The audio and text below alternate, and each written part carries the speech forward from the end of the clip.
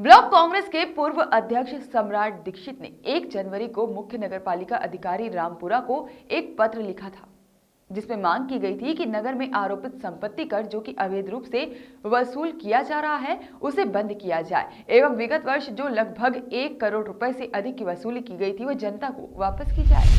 उनका मानना है कि रामपुरा नगर में वर्ष 1969 से संपत्ति कर वसूला जा रहा है। वर्ष 2009 में वृद्धि कर नगर के लगभग 1000 से अधिक भूमि भवन मकान पर टैक्स लगाकर उन्हें दायरे में लिया गया, जो कि गलत है। हाल ही में नगर पंचायत द्वारा नया सॉफ्टवेयर में अधिकारियों की मिलीभगत से इसे अपलोड किया जा रहा है।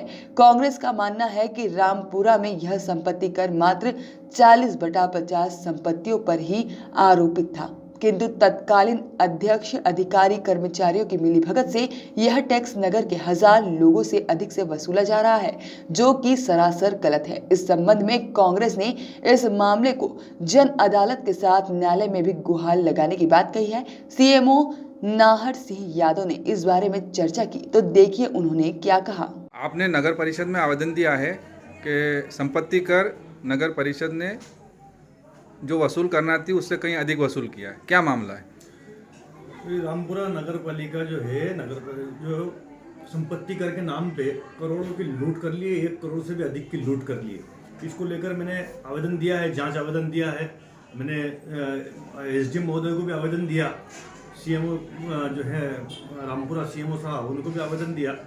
और मैंने इसमें जो है ये कहा है उनसे कि भाई जिन लोगों से या ये कहें कि नगर के करदाताओं से जो संपत्ति कर के नाम पर लूट की गई है और उस लूट का जो है 97 से लेकर जब से टैक्स लागू हुआ था, फिर वर्ष 1997 में लागू हुआ था और 2009 तक रेट अलग थे और 2009 के बाद में 1 रुपया स्क्वायर फीट बढ़ा देने से फिर नए रेट लागू हो गए थे। बड़े दुर्भाग्य की बात है कि नगर पालिका जो है वो पूरा फ्लैट रेट 1997 से ही 2009 का रेट जो है 1997 से वसूल कर रहा है।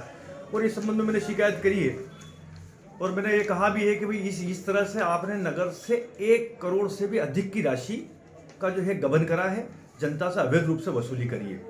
और इस लड़ाई को जो है हम लंबा लड़ेंगे। हमने कांग्रेस के वरिष्ठ नेताओं से भी इस बात को लेकर चर्चा करी है कि भाई हमारे नगर में इस तरह से रामपुरा नगर में नगर पंचायत ने आमजन से लूट करी है और उस लूट का पर्दाफाश करेंगे। और प्रयास हमारा ये रहेगा कि जिन भी करदाताओं से अतिरिक्त राशि वसूली गई है उनको जो है वापसी, उनको टैक्स की राशि हम वापसी दिलवा सके। भाई अगर जानकारी की बात करें, इसकी जानकारी बात करें तो नगर के कई नेताओं को मालूम है, तो ये मामला उस समय क्यों नहीं उठाया गया?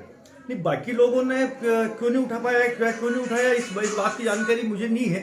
पर मुझे तो जैसे ही संज्ञान में आया कि नगर पालिका ने जो सॉफ्टवेयर तैयार करा है वो भी फ्रॉड है, उसमें भी लूट हो रही है, उसके माध्यम से लूट हो रही है, चाहे वो ऑफलाइन हो चाहे वो ऑनलाइन हो, दोनों ही तरीकों से पब्लिक की आमजन के साथ जो लूट की जा रही है।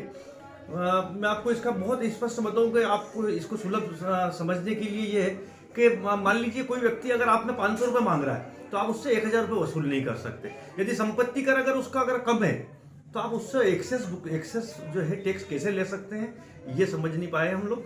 और अब जिस पूरी बात को समझा है और ये जो है नगर पालिका ने षड्यंत्र करके एक बड़ी लूट करी है रामपुरा नगर के साथ। और इसका जो है चाहे इस लड़ाई को हम कहीं तक भी लड़ना पड़े, अगर हमको इसके लिए न्यायालय की भी शरण लेना पड़ेगी तो हम न्यायालय की शरण में भी जाएंगे। आप भी पार्षद रहे, आपने मामला क्यों नहीं उठाया उस समय?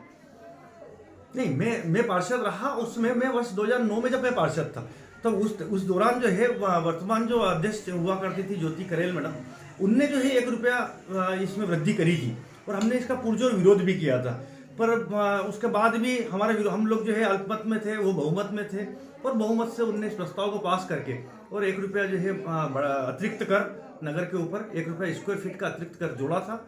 और उसी का परिणाम रहा कि आज 1000 लोग संपत्ति कर के दायरे में आ गए, जबकि वर्ष 2009 के पहले 35, 40, 50 लोग भी संपत्ति कर के दायरे में नहीं आते थे। आज तक जितने भी अध्यक्ष रहे, अगर प्रशासन कार्रवाई करता है तो क्या उन पर भी गाज गिरेगी? बिल्कुल गिरना चाहिए, चाहे जो भी अध्यक्ष दोषी हो, चाहे जो भी कर्मचारी दोषी हो, चाहे जो भी अधिकारी दोषी हो। मैं तो कह रहा हूँ चाहे उसमें के तत्कालीन सीएमओ दोषी हो, जिन लोगों ने भी नगर के आम जन के साथ में इतनी बड़ी लूट में जो भी भागीदार है, उन सब के खिलाफ प्रभावी कार्रवाई होना चाहिए। इस मामले को आपने अब उठाया है क्योंकि नगर परिषद चुनाव आने वाले हैं, तो क्या चुनावी लाभ उठाना? नहीं, चुनाव का कोई इसमें उद्देश्य नहीं है। मैं तो यहाँ तक जानता हूँ, यहाँ तक समझता हूँ कि वर्ष 2021 में कोई चुनाव होना नहीं है। अभी तो नगर पालिका जो है नए वो टैक्स लगाने पर विचार कर रही है। मध्य प्रदेश में इनकी गोपनीय मीटिंग हो गई है। भारतीय जनता पार्टी के लोग या ये कहें कि इनके नेता मध्य प्रदेश में और अतिरिक्त कर लगाने पर विचार कर रहे हैं और उनके इशारे पर नगर पालिका अतिरिक्त कर लगाने जा रही हैं। अतिरिक्त कर लगाने की इनकी मंशा ये है, इन लोगों की मंशा चुनाव करवाने की नहीं है। और अभी कोई चुनाव का टाइम समय भी नहीं है। लग जरूर रहा है कि 3 महीने के लिए बढ़ाया है। मैं नहीं समझता हूँ कि वर्ष 2021 में कोई चुनाव होंगे और चुनावी ये स्टंट है भी नहीं। ये तो 1 करोड़ रुपए जो है आमजन के साथ जो इन्हें अतिरिक्त वसूला है उसको वापसी दिलवाने के लिए इस लड़ाई को हम लड़ रहे हैं और जनता के हितों के लिए लड़ने का हमारा दायित्व है और हम हमारा दायित्व निभा रहे हैं। नहीं, ऐसा नहीं है।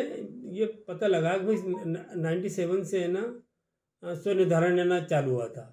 उसके तहत यहाँ पर है ना वसूलियाँ की जा रही थी और 2009 में उसका मतलब उस पर स्क्वायर मीटर पे वृद्धि 1 रुपये की वृद्धि की गई थी। तो वो क्या पोर्टल पे ना यहाँ की जो ना सॉफ्टवेयर था, इंजीनियर था, उसने डायरेक्ट चढ़ा दिया। तो कुछ प्रकरणों में ऐसा है जिसकी हम जांच करा रहे हैं और जांच अनुसार जो भी आएगा रिजल्ट उसको उस अनुसार लिया जाएगा, वसूल करा जाएगा। वॉइस ऑफ राइट्स के लिए मनासा से सब्बीर बोहरा की रिपोर्ट।